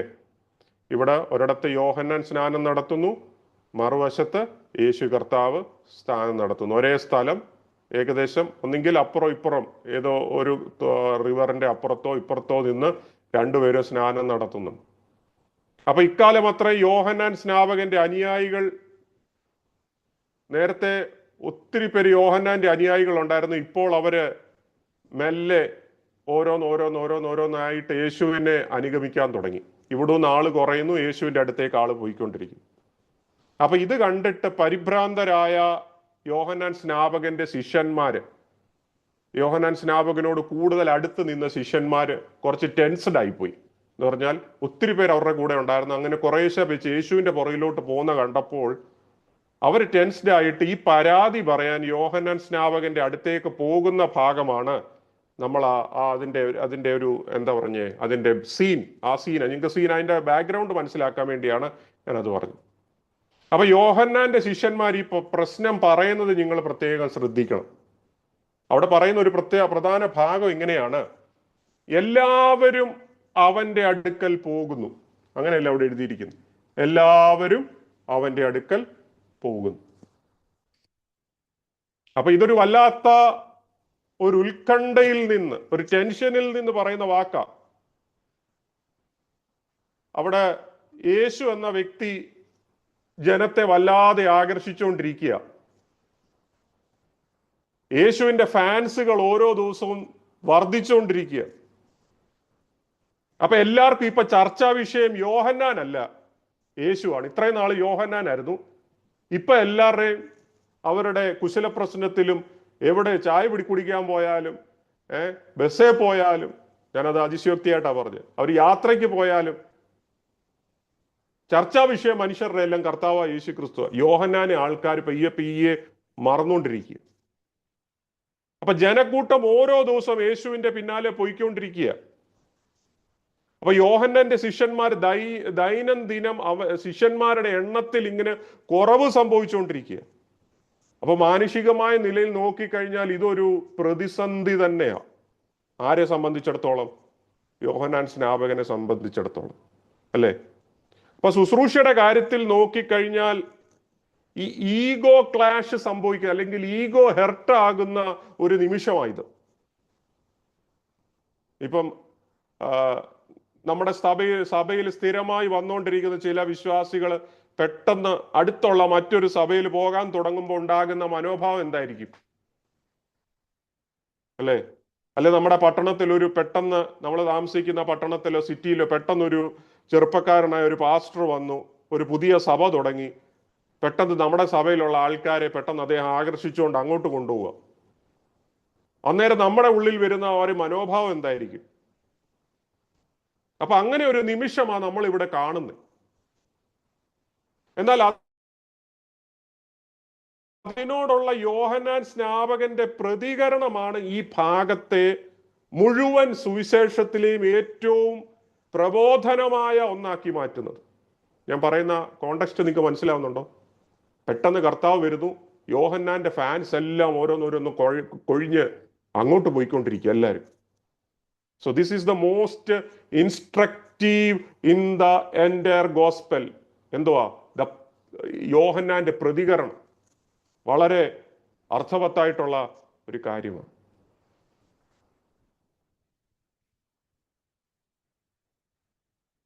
അപ്പൊ അവിടെ നമ്മൾ നോക്കേണ്ടത്, അവിടെ അവർ കംപ്ലൈന്റ് പറയുന്ന ഭാഗം നിങ്ങൾ ശ്രദ്ധിക്കണം. ശിഷ്യന്മാർ അതിനെ ഫ്രെയിം ചെയ്യുന്ന വാക്ക് നിങ്ങൾ പ്രധാനമായിട്ട് നോക്കി. അവിടെ പറയുന്നത് റബി, അത് എത്രാമത്തെ വാക്യമായിരുന്നു? 26-ാമത്തെ വാക്യം. അവിടെ വായിക്കുന്നത് റബി, യോർദാൻ അക്കരെ നിന്നോട് കൂടെ ഇരുന്നവൻ, നീ സാക്ഷീകരിച്ചിട്ടുള്ളവൻ തന്നെ ഇതാ സ്നാനം കഴിപ്പിക്കുന്നു. നിങ്ങൾക്ക് ആ ഒരു സ്റ്റേറ്റ്മെന്റ് പറഞ്ഞപ്പോൾ വല്ലതും മനസ്സിലായോ? എന്താ ഗ്രഹിക്കാൻ കഴിഞ്ഞ്? യേശുവിന്റെ പേരുച്ചരിക്കാൻ പോലും അവർക്ക് ഇഷ്ടമില്ലാത്ത രീതിയിലാണ് പറയുന്നത്. യേശുവിനെ അറിയാത്തത് കൊണ്ടൊന്നുമല്ല. യോഹന്നാൻ പലതവണ പറഞ്ഞിട്ടുണ്ട്, ഇവനാണ് എനിക്ക് മുൻപടയായി, അല്ലെങ്കിൽ ഞാൻ വഴിയൊരുക്കുന്നവൻ, അല്ലെ, ലോകത്തിന്റെ പാപത്തെ ചുമക്കുന്ന ദൈവത്തിന്റെ കുഞ്ഞാട്. പക്ഷെ ഇപ്പോൾ ആൾക്കാരെല്ലാം പോയപ്പോഴത്തേന് ഇവർക്ക് മാനസികമായിട്ട് അങ്ങ് എന്തോ വിഷമോ ദേഷ്യമോ, എന്നിട്ട് പറയുക, ഗുരു നിന്നോടുകൂടെ ഇരുന്നവൻ, നീ സാക്ഷീകരിച്ചിട്ടുള്ളവൻ തന്നെ. എന്നിട്ട് യേശുവിന്റെ പേര് പറയുന്നില്ല. അപ്പൊ അഭിസംബോധന ചെയ്യുന്ന രീതി നിങ്ങൾ മനസ്സിലാക്കണം. അപ്പൊ ആ വാക്കുകളിൽ തന്നെ യേശുവിനോടുള്ള അവരുടെ നീരസം മനസ്സിലാക്കാൻ പറ്റും ശിഷ്യന്മാർക്ക്. കാരണം ഇവര് ചില നാളുകൾ കൊണ്ട് യോഹന്നാൻ സ്നാപകന്റെ കൂടെ നടന്നാണ് ഈ ശിഷ്യന്മാർക്ക് ഒരു ഐഡന്റിറ്റി തന്നെ ഉണ്ടായത്. കുറെ വർഷങ്ങൾ എടുത്തു ഈ ശിഷ്യന്മാർക്ക് ഒരു ഐഡന്റിറ്റി കിട്ടാൻ. യോഹന്നാൻ സ്നാപകന്റെ ശിഷ്യന്മാരെന്ന ലേബലിൽ അവർക്ക് സമൂഹത്തിൽ തന്നെ ഒരു വിലയുണ്ടായിരുന്നു. അവരെവിടെ പോയാലും ഒരു സല്യൂട്ട് കിട്ടുമായിരുന്നു, ഇവർക്ക് ഒരു ബഹുമാനം കിട്ടുമായിരുന്നു. ആ യോഹന്നാൻ സ്നാപകന്റെ ശിഷ്യന്മാരെ ഇവര് എന്നൊക്കെ പറയുമ്പോഴത്തേന്. അപ്പൊ യോഹന്നാൻ സ്നാപകൻ ഉണ്ടാകുന്ന വിജയം ഈ ശിഷ്യന്മാരുടെ വിജയമാണ്. അങ്ങനെയാണെങ്കിൽ യോഹന്നാൻ സ്നാപകന്റെ ലൈഫിൽ ഒരു പരാജയം സംഭവിച്ചാലോ അത് ഈ ശിഷ്യന്മാരുടെ പരാജയമായി മാറും. ശരിയല്ലേ? അപ്പൊ ഇത് ശരിക്കും മാനുഷികമായ ഒരു പ്രതികരണമാണ് ഇവർ കാണിക്കുന്നത്. എല്ലാ മനുഷ്യർക്കും ഇതുപോലത്തെ ഒരു ഫീഡ്ബാക്ക് ഉണ്ടാകാൻ സാധ്യതയുണ്ട്. അവരതിന് കുറ്റം പറയാൻ പറ്റത്തില്ല. എന്ന് പറഞ്ഞാൽ നമ്മൾ എപ്പോഴെങ്കിലും ക്രിസ്തുവിനേക്കാൾ നമ്മുടെ ശുശ്രൂഷയോടോ അല്ലെങ്കിൽ നമ്മുടെ നേതാവിനോടോ നമ്മുടെ വ്യക്തിത്വം നമ്മൾ ചേർത്ത് വെക്കുമ്പോൾ എന്താ സംഭവിക്കുന്നത്? ആ നേതാവിനോ ആ ശുശ്രൂഷയ്ക്കോ ഒരു പരാജയം നേരിട്ടാൽ ആ പരാജയം നമ്മുടെ പരാജയമായിട്ട് നമുക്ക് ഫീൽ ചെയ്യും. ഉദാഹരണത്തിന് പറഞ്ഞാൽ നമ്മുടെ സഭയ്ക്ക് ഒരു മോശം ബാഡ് മാർക്ക് ഉണ്ടായി കഴിഞ്ഞാൽ ആ ബാഡ് മാർക്ക് ആർക്കാ സംഭവിക്കുന്നത്? അവിടെ കൂടുന്ന വിശ്വാസികൾക്കെല്ലാം സംഭവിക്കും. ആ ഒരു ഐഡന്റിറ്റി പ്രോബ്ലം ഉണ്ടാവും. ഇന്ത്യ സഭയിലെ വ്യക്തിയായി ഇദ്ദേഹം, അല്ലെങ്കിൽ നമ്മുടെ ഒരു ലീഡറിന് ഒരു മോശം സംഭവിച്ചാൽ, നമ്മൾ വർക്ക് ചെയ്യുന്ന കമ്പനിക്ക് ഒരു പ്രോബ്ലം സംഭവിച്ചാൽ അതിൻ്റെ ഫീഡ്ബാക്ക്, അതിൻ്റെ റിഫ്ലക്ഷൻ നമുക്കൂടെ അഫക്റ്റ് ചെയ്യും. അവിടെ ജോലി ചെയ്യുന്ന വ്യക്തികൾക്ക് അഫക്റ്റ് ചെയ്യും. നിങ്ങൾക്കറിയാം, പത്രോസ് ഒരു സ്ത്രീയുടെ മുൻപിൽ തള്ളി പറയുമ്പോൾ കാരണം എന്നായിരുന്നു? ആ സ്ത്രീ പറയുന്നത് എന്ത്? ഇവനും അവന്റെ കൂടെ നടന്നവനല്ലേ. പെട്ടെന്ന് പത്രോസിന്റെ ഉള്ളൊന്ന് പെടച്ചു, അല്ലേ? നിമിഷ നേരം കൊണ്ടാ തള്ളി പറഞ്ഞ്, ഞാൻ അവന്റെ കൂടെ ഒന്നുമല്ല. എന്തുകൊണ്ടായിരിക്കും? യേശുവിനുണ്ടാകുന്ന പ്ലസും മൈനസും അഫക്റ്റ് ചെയ്യും ആർക്ക്? ശിഷ്യന്മാർക്ക്. ഇതുകൊണ്ടാണ്. അപ്പൊ യോഹന്നാന്റെ ശിഷ്യന്മാർക്ക് അതാണ് അവിടെ അനുഭവിക്കേണ്ടി വന്നത്. എന്നാൽ യോഹന്നാൻ സ്നാപകൻ ആ വിഷയത്തെ എങ്ങനെയാണ് കൈകാര്യം ചെയ്യുന്നുള്ള വ്യത്യസ്തമായ രീതിയാണ് അവർക്ക് കാണിച്ചു കൊടുക്കുന്ന ശിഷ്യന്മാർക്ക്. എങ്ങനെ ആ പ്രതിസന്ധിയെ യോഹന്നാൻ ഡീൽ ചെയ്തു? അതിന്റെ 22, 23, 26 വരെ നോക്കി. ഇനി 27 മുതൽ 29 വരെ ഒന്ന് വായിച്ചാട്ട് യോഹന്നാന്റെ അതിന്റെ റെസ്പോൺസ് എങ്ങനെയാണ് യോഹന്നാൻ അതിനെ ഡീൽ ചെയ്യുന്നതെന്ന് മനസ്സിലാവും. അതിന് യോഹന്നാൻ, സ്വർഗത്തിൽ നിന്ന് കൊടുത്തിട്ടില്ലാത്ത മനുഷ്യന് ഒന്നും ലഭിക്കാൻ കഴിയുകയില്ല. ഞാൻ ക്രിസ്തു അല്ല, അവന് മുൻപായി അയക്കപ്പെട്ടവനത്രേ എന്ന് ഞാൻ പറഞ്ഞതിന് നിങ്ങൾ തന്നെ എനിക്ക് സാക്ഷികളാകുന്നു. മണവാട്ടിയുള്ളവൻ മണവാളനാകുന്നു. മണവാളന്റെ സ്നേഹിതനോ നിന്ന് മണവാളന്റെ സ്വരം കേട്ടിട്ട് അത്യന്തം സന്തോഷിക്കുന്നു. ഈ എന്റെ സന്തോഷം പൂർത്തിയായിരിക്കുന്നു. അവൻ വളരേണം, ഞാനോ കുറയണം എന്ന് ഉത്തരം പറഞ്ഞു. 29 വരെ. ഓക്കെ. ഇനി നമ്മൾ അതിന്റെ ഇതിന്റെ എല്ലാത്തിന്റെ അടിസ്ഥാനം ഒന്ന് നിങ്ങളൊന്ന് മനസ്സിലാക്കണം. നമ്മൾ 27-ാം വാക്യം, അവിടെ യോഹന്നാൻ സ്നാപകന്റെ പ്രതികരണമാണ് നമ്മൾ വളരെ നോട്ടബിൾ ആയിട്ട് എടുക്കേണ്ട ഒരു ഭാഗം. അപ്പൊ യോഹന്നാന്റെ ആദ്യ പ്രതികരണം വൈകാരികമായ ഒരു പ്രതികരണം അല്ലായിരുന്നു, ഒരു ഇമോഷണൽ പ്രതികരണം അല്ലായിരുന്നു. ഇനി ഡിഫൻസീവ് പ്രതികരണമല്ലായിരുന്നു. അവരെ എന്താ ഈ പറയുന്നത്, ഒരു പ്രതിരോധം സൃഷ്ടിച്ച ഒരു പ്രതികരണവും യോഹന്നാൻ ചെയ്തില്ല. നമ്മൾ അവിടെ കാണുന്ന യോഹന്നാന്റെ റെസ്പോൺസ് എന്ന് പറഞ്ഞ ഒരു തിയോളജിക്കലി ആയിരുന്നു, ഒരു ദൈവശാസ്ത്രപരമായിട്ടാണ് അത് മനസ്സിലാക്കാൻ. അവിടെ എഴുതിയിരിക്കുന്നത് സ്വർഗത്തിൽ നിന്ന് കൊടുത്തിട്ടല്ലാതെ മനുഷ്യനൊന്നും ലഭിപ്പാൻ കഴിയത്തില്ല. അങ്ങനെയല്ലേ അവിടെ പറഞ്ഞത്? സ്വർഗത്തിൽ നിന്ന് 27-ാം വാക്യം, സ്വർഗത്തിൽ നിന്ന് കൊടുത്തിട്ടല്ലാതെ മനുഷ്യനൊന്നും ലഭിപ്പാൻ കഴിയത്തില്ല. അപ്പൊ ശിഷ്യന്മാര് ഭയങ്കര ആകുല ചിത്തരായി, ദേഷ്യത്തോടോ വിഷമത്തോടോ അവരുടെ ഈഗോ ക്ലാഷ് ആയിട്ട് വന്ന പരാതി പറയുമ്പോൾ യോഹന്നാൻ വളരെ കൂളായിട്ട് അവർക്ക് മറുപടി പറയുക, ഇമോഷണൽ ആകാതെ, ഒരു ഡിഫെൻസീവ് മോഡിലാകാതെ പറയുകയാണ്, സഹോദരന്മാരെ, സ്വർഗത്തിൽ നിന്ന് കൊടുത്തിട്ടല്ലാതെ മനുഷ്യർക്കൊന്നും ലഭിപ്പാൻ കഴിയത്തില്ല. ഈ ഒരൊറ്റ വാചകം അവന്റെ ശിഷ്യന്മാർക്ക് അവനോട് പറഞ്ഞ എല്ലാ ഉത്കണ്ഠയും ഇല്ലാതാക്കി കളഞ്ഞു. കാരണം യോഹന്നാന് ലഭിച്ച എല്ലാം, യോഹന്നാൻ കഴിഞ്ഞ നാട്ടിൽ ഉണ്ടാക്കിയെടുത്ത സകലതും എന്ന് പറഞ്ഞാൽ യോഹന്നാന്റെ ശുശ്രൂഷകൾ, യോഹന്നാന്റെ പുറകെ വന്ന വലിയ ജനക്കൂട്ടം, യോഹന്നാൻ ആ സമൂഹത്തിലുണ്ടായിരുന്ന വലിയ സ്വാധീനം, അവന്റെ സമൂഹത്തിലുണ്ടായിരുന്ന വലിയ പങ്ക്, ഈ സംഭവങ്ങളെല്ലാം യോഹന്നാൻ ഒരു കാര്യം അറിയും, ഇതെല്ലാം എനിക്ക് ദൈവം തന്നതാണ്. യോഹന്നാൻ ഇത് സ്വയം നേടിയെടുത്തല്ലെന്നുള്ള ബോധ്യം തനിക്കുണ്ടായിരുന്നു. അങ്ങനെയാണെങ്കിൽ ഈ അനുഭവങ്ങളൊക്കെ മറ്റൊരാൾക്ക് കൂടുതൽ നൽകാൻ ദൈവത്തിന് പ്രസാദം തോന്നിയാൽ അത് ദൈവത്തിന്റെ അവകാശമാണെന്നുള്ള ബോധ്യം യോഹന്നാൻ ഉണ്ടായി. ഞാൻ പറയുന്നത് മനസ്സിലാവുന്നുണ്ടോ? യോഹന്നാൻ പറയുന്നതിന്റെ ആശയം ഇത്രയേ ഉള്ളൂ, എനിക്ക് ദൈവം ഇതൊക്കെ തന്നെങ്കിൽ എന്നെക്കാൾ കൂടുതൽ മറ്റൊരാൾക്ക് ഇത് കൊടുക്കാൻ ദൈവത്തിന് പ്രസാദം തോന്നിയ ദൈവത്തിന്റെ പരമാധികാരത്തിൽപ്പെട്ട കാര്യമാണ്. ദൈവത്തിന്റെ പരമാധികാരത്തിൽപ്പെട്ട കാര്യം. ദൈവത്തിന് അതിന് തുല്യ അവകാശമുണ്ട്. ആർക്കൊക്കെ എന്തൊക്കെ കൊടുക്കണമെന്ന് നിർണയിക്കുന്നത് ദൈവം തമ്പുരാനാണ്. അപ്പൊ യോഹന്നാൻ തന്നെ ഏൽപ്പിച്ചതിൽ ഒരു കാര്യസ്ഥൻ മാത്രം, അതിന്റെ ഉടമയല്ല. നമുക്കറിയാം, കർത്താവ് ഒരു ഉപമയൊക്കെ പറഞ്ഞ് നിങ്ങൾക്ക് പുതിയ നിയമത്തിൽ കാണുവാൻ കഴിയും അല്ലേ? ഒരു ഉടമസ്ഥൻ അവന്റെ വീട്ടില്, ഒരു യജമാനൻ അവന്റെ വീട്ടിൽ പാടത്ത് പണിക്ക് വേണ്ടി കുറെ പണിക്കാരെ നിർത്തുന്നുണ്ട്. രാവിലെ 9 മണിക്ക് വന്നവര്, ഉച്ചയ്ക്ക് 11 മണിക്ക് വരുന്നവര്, പിന്നെ 1 മണിക്ക് വരുന്നവര്, ഏറ്റവും അവസാനം 6 മണിക്ക് ജോലി തീരുമ്പോൾ 5 മണിക്ക് വരുന്നവരുമുണ്ട്. 5 മണിക്ക് വന്നവൻ മുതൽ രാവിലെ 10 മണിക്ക് അല്ലെങ്കിൽ 8 മണിക്ക് വന്നവൻ എല്ലാവർക്കും വൈകിട്ട് കാശ് കൊടുത്തപ്പം ഓരോ ഷെക്കേൽ വെച്ച് കൊടുക്കുകയാണ്, ഓരോ പണം വെച്ച് കൊടുക്കുക. അപ്പൊ ആദ്യം വന്നവർക്ക് ഇത് ഇഷ്ടപ്പെട്ടില്ല. അവരെന്നാ പറയുന്നത്? നീ ഇവരോട് വേറെ കൃത്യം കാണിച്ചെന്നാ പറയും. പക്ഷെ യജമാനന്റെ മറുപടി എന്താ? സഹോദരൻ, ഞാൻ നിന്നോട് പറഞ്ഞൊത്തത് എന്തായിരുന്നു? ഒരു പണമായിരുന്നു. അത് ഞാൻ നിന്നോട് ഫെയ്ത്ത്ഫുൾ ആയി. ഈ 5 മണിക്ക് വന്നവനും കൊടുക്കാൻ എനിക്ക് മനസ്സാണ്. അത് എൻ്റെ റൈറ്റ് ആണ്, എൻ്റെ അവകാശമാണ്. അതാണ് നമ്മളിവിടെ മനസ്സിലാക്കുന്നത്. അപ്പൊ യോഹന്നാന് ലഭിച്ചതെല്ലാം ദൈവത്തിൽ നിന്നാണ് ലഭിച്ചത്.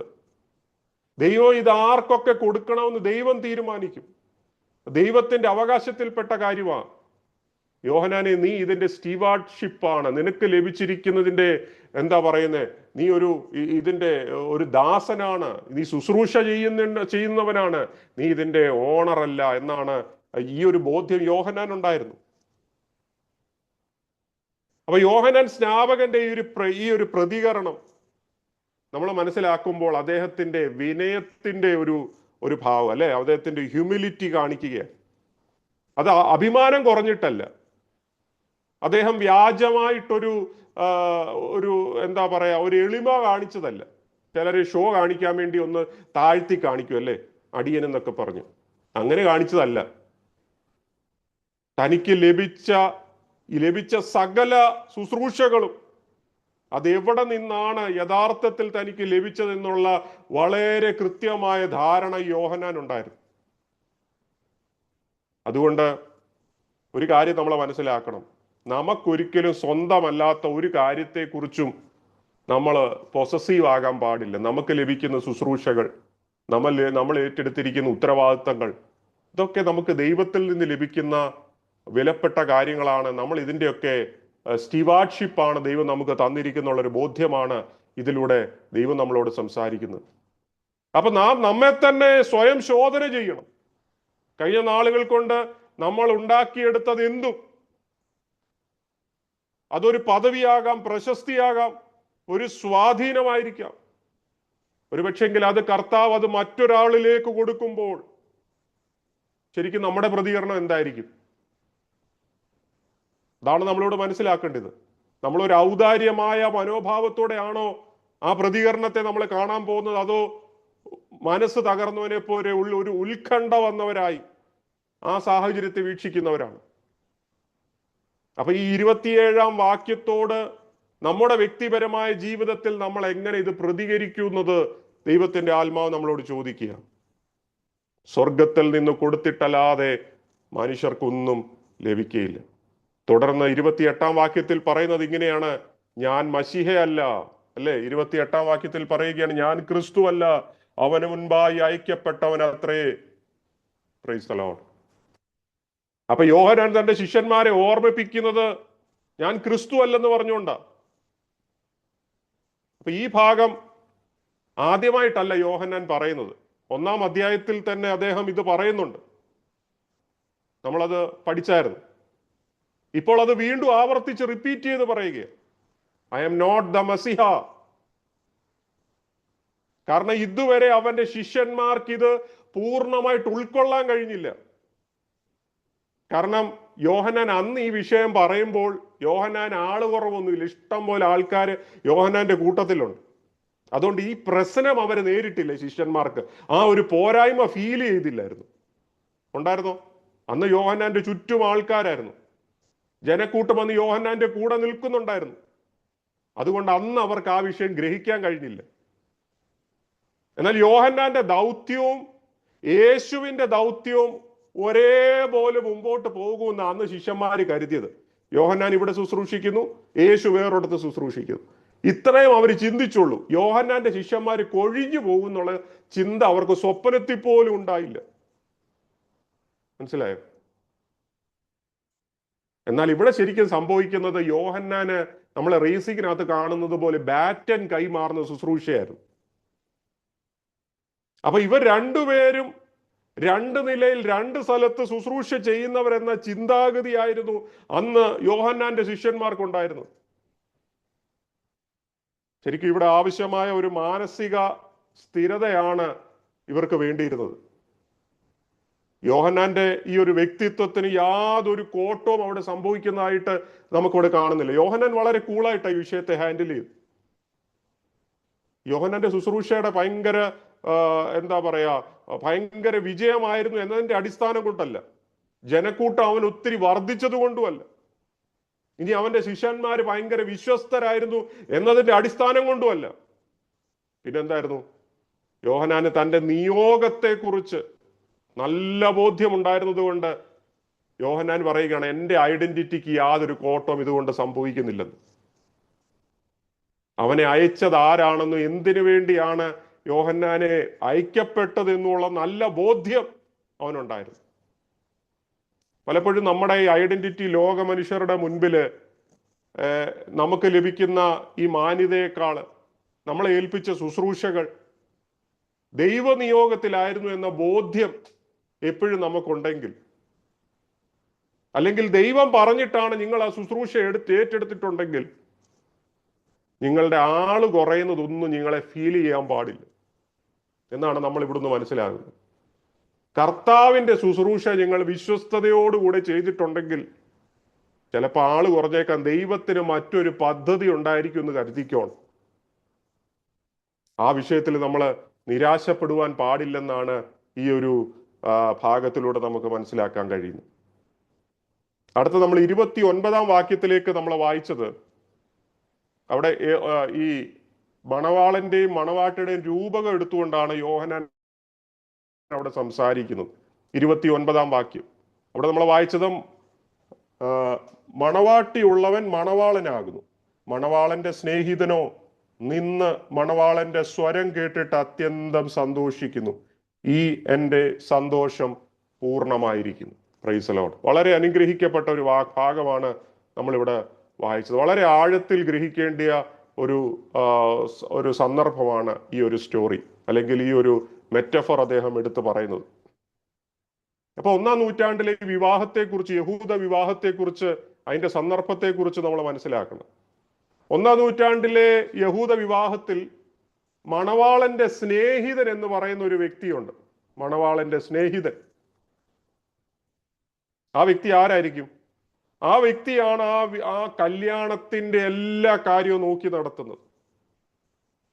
നമ്മൾ ഇന്ന് പണ്ടത്തെ കല്യാണമൊക്കെ ആയിരുന്നെങ്കിൽ ആ വീട്ടുകാരൻ്റെ ഉത്തരവാദിത്വമാണ് ആൾക്കാരെ ക്ഷണിക്കുക, ആൾക്കാർക്ക് വേണ്ടുന്ന അതിൻ്റെ കുറി അടിക്കാൻ പോവുക, അതിൻ്റെ മാറ്റർ തയ്യാറാക്കുക, ഫുഡിൻ്റെ കാര്യം തയ്യാറാക്കുക, വണ്ടി തയ്യാറാക്കണം, സ്റ്റേജ് അറേഞ്ച് ചെയ്യണം, പിന്നെ വീട്ടിലെ ഭക്ഷണം, എല്ലാവരും വരുന്നിടത്തെ ഭക്ഷണം, ഭക്ഷണത്തിനകത്ത് എന്തൊക്കെ ഇൻഗ്രീഡിയൻസ് വേണ്ടി, സകല സാധനവും വീട്ടുകാർ ഭയങ്കര ടെൻഷനാണ്. എങ്ങോട്ടൊക്കെ ഉടനെ ആരും ശ്രദ്ധിക്കാൻ നേരമില്ല.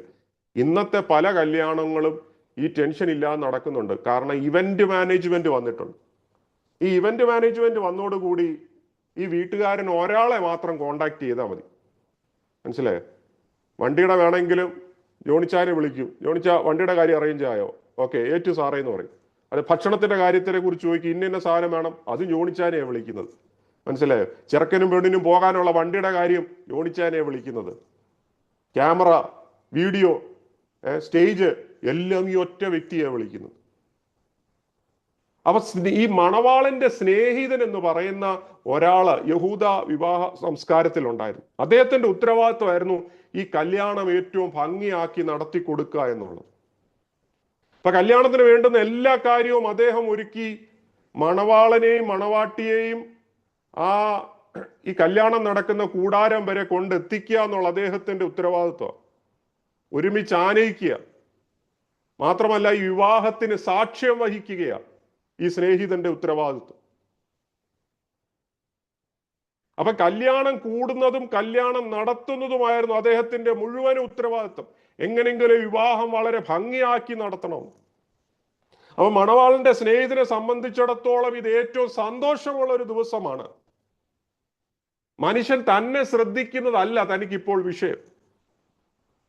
മണവാളൻ, അവിടെ ഒരു വാക്ക് പ്രധാനമായിട്ട് എഴുതിയിട്ടുണ്ട്, മണവാളന്റെ സ്വരം കേട്ടിട്ട് അത്യന്തം സന്തോഷിക്കുന്നു. എന്താണ് ആ സ്വരം എന്ന് അവിടെ നമുക്ക് കാണുവാൻ കഴിയത്തില്ല എങ്കിൽ കൂടിയും നമുക്കൊരു ചിന്തിക്കാവുന്നത്, ഈ മണവാളൻ സന്തോഷത്തിന്റെ എന്തെങ്കിലും ഒരു സ്റ്റേറ്റ്മെന്റ് പറയുന്നതായിരിക്കാം, അല്ലെങ്കിൽ ഒരു പ്രതിബദ്ധതയുടെ ഒരു വാക്ക് പറയുന്നതായിരിക്കും. നമുക്ക് ഈ ഇംഗ്ലീഷ് വിവാഹങ്ങൾ അല്ലെങ്കിൽ കുറച്ച് ഈ പുറം നാടുകളുടെ വിവാഹത്തിലൊക്കെ പോയി കഴിഞ്ഞാൽ അവിടുത്തെ ഒരു വിവാഹത്തിന്റെ കൺസെപ്റ്റില് നമുക്ക് ഏകദേശം ഗ്രഹിക്കാൻ പറ്റും. ഈ മണവാളൻ വന്നു കഴിയുമ്പോഴത്തേന് ചിലപ്പോൾ അവര് മണവാളൻ ഒരു വാക്കുകൾ പറയും, ലെറ്റ് ദ സെലിബ്രേഷൻ ബിഗിൻസ്, അല്ലെ, ലെറ്റ് ദ സെലിബ്രേഷൻ സ്റ്റാർട്ട്, അല്ലെങ്കിൽ പറയും ദ ബ്രൈഡ് ഈസ് മൈൻ, ഇന്ന് മുതൽ ഈ ബ്രൈഡ് എന്റെയാണ്. ഇങ്ങനെ ഒരു ഡിക്ലറേഷൻ ഒക്കെ കൊണ്ടുവരും. അതൊരു പ്രത്യേക മൈക്കിൽ കൂടെ വിളിച്ചു പറയും. മനസ്സിലായോ? കാരണം ആ മണവാളൻ കയറി വരുന്നു, മണവാട്ടിയെ കാണുന്നു, അവന്റെ സ്വന്തമാണെന്ന് അവൻ ഒരു ഡിക്ലറേഷൻ സ്റ്റേറ്റ്മെന്റ് കൊടുക്കും. ഒരുപക്ഷെ അതുപോലത്തെ ഒരു സ്റ്റേറ്റ്മെന്റ് ആയിരിക്കാം ഇവിടെ പറയുന്നത്. മണവാളന്റെ സ്നേഹിതനോ നിന്ന് മണവാളന്റെ സ്വരം കേട്ടിട്ട് അത്യന്തം സന്തോഷിക്കുന്നു. അങ്ങനെ മണവാളൻ എത്തിക്കഴിയുമ്പോൾ കല്യാണം യഥാർത്ഥത്തിൽ ആരംഭിക്കുക. ആ നിമിഷമാണ് ഈ വരൻ വധുവിനോട് സംസാരിക്കുന്നത്. അവര് തമ്മിൽ സംസാരിച്ചു കഴിഞ്ഞാൽ, അവര് തമ്മിൽ ഒരു കണക്ഷൻ വന്നു കഴിഞ്ഞാൽ സുഹൃത്തിന്റെ എല്ലാ ഉത്തരവാദിത്വം അവിടെ കൊണ്ട് തീരുകയാണ്. മനസ്സിലായോ ഞാൻ പറഞ്ഞത്? സുഹൃത്തിന്റെ ഉത്തരവാദിത്വം. അതുവരെ എല്ലാവരും ഈ സുഹൃത്തിനെയായിരുന്നു നോക്കിക്കൊണ്ടിരുന്നത്. മണവാളൻ വീട്ടിലിരുന്നപ്പോഴും മണവാട്ടിയുടെ വീട്ടിൽ ഇരുന്നപ്പോഴും ഈ സുഹൃത്തിന്റെ ഉത്തരവാദിത്വമായിരുന്നു എല്ലാവരെയും കോർഡിനേറ്റ് ചെയ്ത് വരിക, എല്ലാ സാധനവും ഒരുക്കുക. എല്ലാവരും നോക്കുന്നത് ഈ സുഹൃത്തിനെയാ. സുഹൃത്ത് അങ്ങോട്ടും ഇങ്ങോട്ടും തേരാപ്പാരെ അലഞ്ഞു നടക്കുകയാ, ഭയങ്കര ബിസി. എന്നാണ് മണവാളിനും മണവാട്ടിയും വന്നു കഴിയുമ്പോൾ ഒരൊറ്റ മനുഷ്യൻ ഈ സുഹൃത്തിനെ നോക്കണ്ട, നേരെ നോക്കുന്നത് മണവാളിനും മണവാട്ടിയും വരുന്നതാ നോക്കുന്നത്. അത് മാത്രമല്ല, മണവാളിനും മണവാട്ടിയും തമ്മിൽ സംസാരിച്ചു കഴിഞ്ഞാൽ, എന്നിട്ട് ഇവര് ഒന്നായി കഴിഞ്ഞാൽ അവർ തിരിച്ചു പോകുമ്പോൾ സകല ആൾക്കാരും ഫോളോ ചെയ്യുന്നത് പിന്നെ മണവാളിനെ മണവാട്ടിയുടെയും പുറയിലായിരിക്കും. നിങ്ങൾ ഈ ചിത്രം കണ്ടോ? എല്ലാ ആൾക്കാരും അങ്ങോട്ട് പോകുന്നു, ഇവരിവിടെ ഏകനായി നിൽക്കുന്നൊരു ചിത്രം. കരഞ്ഞുകൊണ്ടാണോ നിൽക്കുന്നത്? അല്ല, ചിരിച്ചുകൊണ്ട്. എന്തുകൊണ്ടായിരിക്കും? മണവാളുടെ സ്വരം കേട്ട് കഴിഞ്ഞാൽ ഈ സ്നേഹിതൻ പിന്നെ പിന്നോട്ട് വലിയുകയാണ്. എന്ന് പറഞ്ഞാൽ അദ്ദേഹത്തിന്റെ റോള് കംപ്ലീറ്റ് ആയി, അദ്ദേഹത്തിന്റെ വേഷം പൂർണ്ണമായി. അപ്പൊ ഈ സുവിശേഷം എഴുതിയ യോഹന്നാന്റെ അഭിപ്രായത്തിൽ ഇതൊരു ദുഃഖകരമായ നിമിഷമല്ല. ഒരു സ്നേഹിതനെ സംബന്ധിച്ചിടത്തോളം പൂർണ്ണമായ സന്തോഷം നിറഞ്ഞ ഒരു നിമിഷമാണിത്. Price the Lord. അപ്പൊ യോഹന്നാൻ സ്നാപകൻ ഈ രൂപകത്തെ അല്ലെങ്കിൽ ഈ ഒരു യഹൂദ വിവാഹത്തെ തന്റെ ജീവിത ഉദ്ദേശവുമായി ബന്ധപ്പെടുത്തിയാണ് സംസാരിക്കുന്നത്. മണവാളൻ എന്ന് പറയുന്നത് യേശുവിനെയാണ് കാണിക്കുന്നത്. മണവാട്ടി എന്ന് പറയുന്നത് ദൈവജനത്തെയാണ് കാണിക്കുന്നത്. മണവാളന്റെ സ്നേഹിതൻ എന്ന് പറയുന്നത് യോഹന്നാൻ സ്നാപകനെയാണ് കാണിക്കുന്നത്. മണവാളന്റെ സ്വരമോ അത് യേശുവിന്റെ വചനവും ശുശ്രൂഷയുമാണ് കാണിക്കുന്നത്. ഞാൻ പറഞ്ഞ കാര്യങ്ങൾ നിങ്ങൾക്ക് ഗ്രഹിക്കാൻ കഴിഞ്ഞിട്ടുണ്ടെന്ന് ഞാൻ മനസ്സിലാക്കും. എങ്ങനെയാണ് യോഹന്നാൻ ഈ ഒരു രൂപകത്തെ എടുത്ത് തൻ്റെ പ്രസംഗത്തിൽ തൻ്റെ ആശയത്തിൽ ഉൾക്കൊള്ളിച്ചെന്ന് മനസ്സിലാക്കാൻ. അപ്പൊ യേശുവിന് വഴി ഒരുക്കാൻ വേണ്ടി, അല്ലെ മണവാട്ടിയെ ഒരുക്കിയെടുക്കാൻ വേണ്ടി, യേശുവിന് വഴി ഒരുക്കാനും മണവാട്ടിയെ ഒരുക്കിയെടുക്കാനും യോഹന്നാന്റെ മുഴുവൻ ശുശ്രൂഷ നിലകൊണ്ടത് അതിനു വേണ്ടിയാണ്. എന്നാൽ ഇപ്പോൾ ഇതാ യേശു കർത്താവ് വന്നെത്തിയിരിക്കുക. ജനങ്ങളോട് താൻ നേരിട്ട് സംസാരിക്കുകയും ചെയ്തതുകൊണ്ട് യോഹന്നാന്റെ ഉത്തരവാദിത്വം പൂർണ്ണമായിരിക്കുന്നു. അതുകൊണ്ട് ഇപ്പോൾ ഈ ആൾക്കാരെല്ലാം യേശുവിന്റെ പുറകിലേക്ക് നീങ്ങുന്നത് കാണുമ്പോൾ ഇത് യോഹന്നാന്റെ ശുശ്രൂഷയുടെ പരാജയമല്ല. താൻ ഏത് നിയോഗത്തിന് വേണ്ടി നിയോഗിക്കപ്പെട്ടോ, ഏതിനു വേണ്ടി യോഹന്നാൻ അയക്കപ്പെട്ടോ, ആ പദ്ധതിയുടെ പൂർണ്ണ വിജയമാണ് യോഹന്നാൻ സ്നാപകൻ അവിടെ പറഞ്ഞു വെക്കുന്നത്. അല്ലേ? 29 വാക്യം, ഈ എന്റെ സന്തോഷം പൂർത്തിയായിരിക്കുന്നു. ഇത് തന്റെ ഉത്തരവാദിത്വത്തിൽ നിന്നുള്ള രാജിവെപ്പല്ല, അല്ലെ, റിസൈൻ ചെയ്തതല്ല, താൻ ഒരു വീരസാഹസികം ചെയ്തതല്ല. യേശുവിന്റെ അനുയായികൾ വർദ്ധിക്കുന്നതിൽ യോഹന്നാൻ അത്യന്തം സന്തോഷിക്കുന്നതിന് അതിന്റെ അർത്ഥം. കാരണം ആ വളർച്ച യോഹന്നാന്റെ ദൗത്യം പൂർത്തീകരിച്ചു എന്ന് കാണിക്കുന്നത്. അവന്റെ റെസ്പോൺസിബിലിറ്റി കംപ്ലീറ്റ് ചെയ്തു. ആരും യേശുവിന്റെ പുറകെ പോയില്ലായിരുന്നെങ്കിലോ? യോഹന്നാൻ വന്നതിന്റെ യാതൊരു ഉദ്ദേശവുമില്ല. അതുകൊണ്ടാണ് പറഞ്ഞത്, that joy is mine and it is now complete. അപ്പൊ ബൈബിളിലെ ഏറ്റവും എന്താ പറയാ ഒരു വിപരീത സാംസ്കാരിക മനോഭാവങ്ങളിൽ ഒന്നാണിത്. The most counter cultural attitude in the entire Bible. എങ്ങനെ അത് മനസ്സിലാക്കുന്നത്? കാരണം മിക്ക ആളുകളും അവരുടെ വിജയം അളക്കുന്നത്, അവരുടെ സക്സസ് അളക്കുന്നത് അവർ നേടിയ കാര്യങ്ങൾ കൂടിയാണ്, അല്ലെ? അവർ നേടിയ അനുയായികൾ, അവരുടെ വർദ്ധിച്ചു വരുന്ന സഭയിലെ വിശ്വാസികൾ, അവർക്ക് ലഭിക്കുന്ന സ്തോത്രകാഴ്ചകൾ, ദശാംശങ്ങൾ, സ്വാധീനങ്ങൾ, അവർക്ക് ലഭിക്കുന്ന അംഗീകാരങ്ങൾ, ഇതൊക്കെ വെച്ചിട്ടാണ് ഒരു നേതാവാണെന്ന് പറയുന്നത്. നാം നേടിയ ആളുകളെ യേശുവുമായിട്ട് ബന്ധിപ്പിക്കാൻ കഴിയുന്നുണ്ടോ? അവരെ യേശുവിന് സമ്മാനിക്കാൻ കഴിയുന്നുണ്ടോ? ഇതാണ് ക്വസ്റ്റ്യൻ. എന്നാൽ ഇവിടെ നമ്മൾ കാണുന്നത് തന്നിൽ നിന്ന് യേശുവിലേക്ക് ആളുകൾ എത്രത്തോളം ഫലപ്രദമായി നയിച്ചു എന്നതിന്റെ അടിസ്ഥാനത്തിലാണ് യോഹന്നാൻ സ്നാപകൻ തന്റെ വിജയം അളക്കുന്നത്. കഴിഞ്ഞ നാളുകളിൽ തനിക്ക് 10,000 പേർ ഉണ്ടായിരുന്നു എന്നതിന്റെ അടിസ്ഥാനത്തിലല്ല. ഇന്നൊരു പക്ഷെ അവന്റെ ആരും കാണത്തില്ല. അവൻ വട്ടപൂജ്യമായിട്ട് ഇവിടെ ഏകനായി നിൽക്കുമ്പോൾ ചിരിച്ചുകൊണ്ടാണ് നിൽക്കുന്നത്, സന്തോഷത്തോടാണ് നിൽക്കുന്നത്. എൻ്റെ 10,000 പേരെ ഞാൻ യേശുവിന് ഗിഫ്റ്റ് ചെയ്തെന്ന് പറഞ്ഞു. ഇതായിരിക്കണം ഗോസ്പൽ. ഇതാണ് നമ്മുടെ മിഷൻ. Praise God. അതുകൊണ്ടാണ് ഈ 1-ാം അധ്യായം 29-ാം വാക്യത്തിൽ യോഹന്നാൻ സ്നാപകൻ വിളിച്ചു പറഞ്ഞത്, ഇതാ ലോകത്തിന്റെ പാപത്തെ ചുമക്കുന്ന ദൈവത്തിന്റെ കുഞ്ഞാട്, അവനാണ് സാക്ഷാൽ നേതാവ്, അവനെ അനുകരിപ്പീൻ. Price the Lord. എൻ്റെ വാക്കുകള് അവിടെ നിർത്തുവാൻ സമയമായി. 29-ാം വാക്യം കൂടെ കംപ്ലീറ്റ് ചെയ്തിട്ട് 30-ാം വാക്യം മുതൽ നമുക്ക് അടുത്ത ക്ലാസ്സിൽ നോക്കുവാൻ കർത്താവ് സഹായിക്കും. അപ്പോൾ നമ്മൾ ഈ ക്ലാസ്സിൽ ഇരിക്കുമ്പോൾ പ്രധാനപ്പെട്ട ഒരു തിരിച്ചറിവ് നമുക്കുണ്ടാകണം. ശുശ്രൂഷയിലായിരിക്കുന്ന നാം ഓരോ വ്യക്തികളും, ഓരോ പാസ്റ്ററും, ഓരോ ബൈബിൾ അധ്യാപകനും, ഓരോ കൊയർ ലീഡറും, ഓരോ സഭാ മൂപ്പനും, ഓരോ വിശ്വാസിയും ആരാന്നറിയാമോ? മണവാളന്റെ സ്നേഹിതനും കൂടെ. മണവാട്ടി മാത്രമല്ല, നമ്മൾ കർത്താവായ യേശു ക്രിസ്തുവിനെ സ്വന്തം രക്ഷിതാവായി സ്വീകരിച്ച അവന്റെ ബ്രൈഡ് മാത്രമല്ല, നമ്മൾ അവന്റെ ഫ്രണ്ടും കൂടെയാണ്. സ്തോത്രം. അപ്പൊ ഒരു സ്നേഹിതന്റെ പങ്ക് നിങ്ങൾ നിവർത്തിക്കുന്നുണ്ടോ എന്നുള്ളൊരു ചോദ്യം കൊണ്ടാണ് ഞാൻ ഇവിടെ ക്ലാസ് നിർത്തുന്നത്. Praise God. ഒരു സ്നേഹിതന്റെ പങ്ക് നമ്മൾ നിവർത്തിക്കുന്നുണ്ടോ? നിങ്ങൾ പ്രസംഗിക്കുന്നുണ്ടോ എന്നല്ല ചോദ്യം. മണവാളന്റെ സ്നേഹിതൻ എന്ന നിലയിൽ നിങ്ങൾ നടത്തുന്ന ശുശ്രൂഷയിലൂടെ അവർ യേശുവിനെ കണ്ടെത്തുന്നുണ്ടോ? നിങ്ങളെക്കാൾ കൂടുതൽ മറ്റൊരാൾ ശുശ്രൂഷയിൽ ശോഭിക്കുന്നത് കാണുമ്പോൾ നിങ്ങൾക്കുണ്ടാകുന്ന മനോഭാവം എന്തായിരിക്കും? നിങ്ങളുടെ ശുശ്രൂഷ കാലത്ത് തന്നെ സ്വന്തം സ്റ്റേജ് കെട്ടിപ്പടുത്തി ഉയർത്തുവാനാണോ നോക്കുന്നത്? അതോ ദൈവരാജ്യത്തിന് വേണ്ടി ചിലരെയും കൂടി ഒരുക്കിയെടുക്കുവാൻ നമ്മൾ എത്ര പേര് ആഗ്രഹിക്കുന്നുണ്ട്? ഇത് നമ്മോടുള്ളൊരു ചോദ്യമായി ഈ സംഭാഷണത്തിലൂടെ ദൈവത്തിന്റെ ആത്മാവ് വിരൽ ചൂണ്ടുകയാണ്. നമ്മുടെ കണ്ണുകളെ അടയ്ക്കാം. നമുക്കൊരു നിമിഷം ദൈവസന്നിധിയിൽ പ്രാർത്ഥിച്ചാട്ട്. കർത്താവേ, ഞാൻ അങ്ങയുടെ മണവാട്ടി എന്ന നിലയിൽ മാത്രമല്ല, ഞാൻ അങ്ങയുടെ ഒരു സ്നേഹിതനും കൂടെ ആയിത്തീരുവാൻ അവിടുന്ന് എന്നെ ഉപയോഗിക്കണം. എത്ര പേർക്ക് പ്രാർത്ഥിപ്പാൻ പറ്റും? ഞാൻ ഒരാളെ വചനം പഠിപ്പിക്കുമ്പോൾ, ഞാൻ ദൈവസഭയിൽ വചനം ശുശ്രൂഷിക്കുമ്പോൾ എൻ്റെ അനുയായികൾ നീയുമായിട്ട് ബന്ധപ്പെടണം. ഞാൻ നേടിയെടുത്ത, ഞാൻ സ്നാനപ്പെടുത്തുന്ന, ഞാൻ മൂലവിശ്വാസത്തിൽ വന്ന 100% ആൾക്കാരും ഈ യേശുവിൻ്റെ പുറകാലെ അനുഗമിക്കുന്നത് എനിക്ക് കാണണം. ഈ ഒരു മനോഭാവത്തിൽ മുമ്പോട്ട് പോകുവാൻ കർത്താവ് നമ്മൾക്ക് വലിയ ആത്മീയ ദർശനം നൽകട്ടെ എന്ന് ഞാൻ പ്രാർത്ഥിക്കുന്നു. നമ്മുടെ കണ്ണുകളെ അടയ്ക്കാം. കർത്താവ് നമ്മളെ ഈ വചനങ്ങളാൽ ദൈവം നമ്മളെ സഹായിക്കുമാറാകട്ടെ. Price lord. ഹല്ലേലൂയ. സ്തോത്രം. നമ്മൾ ഒരുമിച്ച് പ്രാർത്ഥിക്കുമ്പോൾ ഹല്ലേലൂയ സ്തോത്രം. ഇന്ന് നമ്മുടെ അശോക് ബ്രദർ പ്രാർത്ഥിച്ച് ഇന്നത്തെ മീറ്റിംഗ് അവസാനിപ്പിച്ചു. Praise lord. ഹല്ലേലൂയ. ஹalleluya. கர்த்தாவே மத்துதிக்கிறோம் அப்பா. இயேசுவே ஸ்தோத்திரம் ஸ்தோத்திரம் ஸ்தோத்திரம் ஸ்தோத்திரம். அல்லேலூயா. ஏசப்பா, நாங்கள் துதிக்கிறோம். எங்களுக்கு தந்ததான நல்ல நேரத்திற்காக நாங்கள் உமக்கு நன்றி செலுத்துகிறோம் கர்த்தாவே. உம்முடைய வார்த்தைகளை தியானிப்பதற்கு நீர் தந்த நல்ல கிருபைக்காக உமக்கு நன்றி கர்த்தாவே.